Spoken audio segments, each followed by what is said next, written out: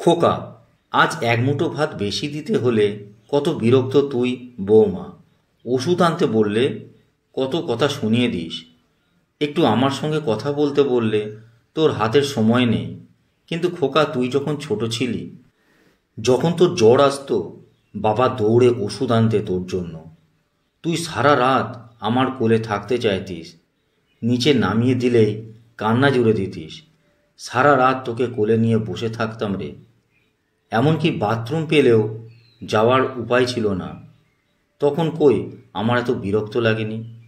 আমার বয়স হয়েছে, চোখেও ঠিকঠাক দেখি না, তাই চেয়েও নিজের খুব পরিষ্কার রাখতে পারি না। তাই তোর নাকি আমার কাছে আসতে ঘেন্না লাগে।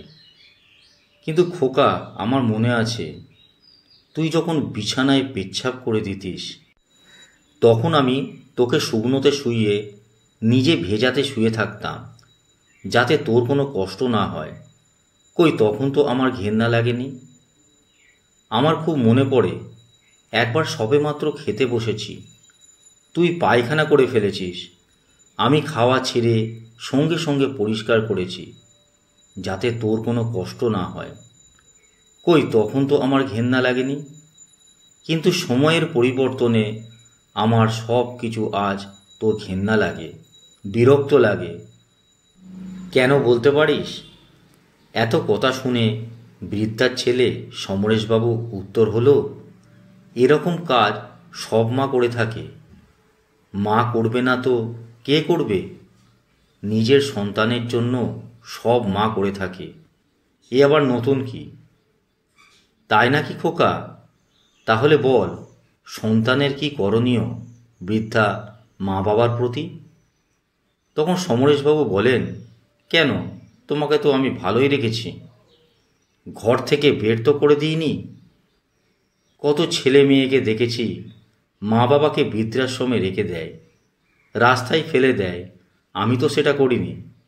তখন বৃদ্ধা হাসতে হাসতে বলে, আমাকে বৃদ্ধাশ্রমে পাঠিয়ে দিলে বা রাস্তায় ফেলে দিলে মাস গেলে বাবার পেনশনের টাকাটা কি করে পাবি তুই?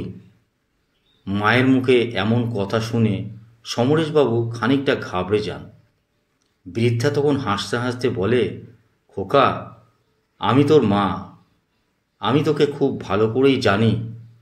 তাই আমি ঠিক করেছি আমার দেখাশোনা করার জন্য একজন লোক রাখব, যে আমাকে দেখাশোনা করবে, আমার প্রয়োজনীয় জিনিস এনে দেবে, আমার সঙ্গে দুটো কথা বলতে পারবে। তোর কাছে শুধু একটাই অনুরোধ, তুই আর বাবার পেনশনের টাকাটা নিবি না। ওই টাকা দিয়েই আমি আমার দেখাশোনা করার জন্য একজন লোক রাখব।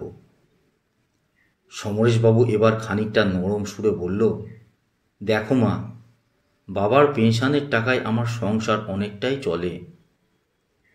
তুমি আমাকে সেই টাকা না দিলে আমার খুব কষ্ট হবে মা। আমি তোমার বৌমাকে বলবো আজ থেকে তোমার ভালো দেখাশোনা করতে, আর এবার থেকে তোমার কখন কি লাগবে আমাকে বলবে, আমি তোমাকে টাইমে এনে দেব।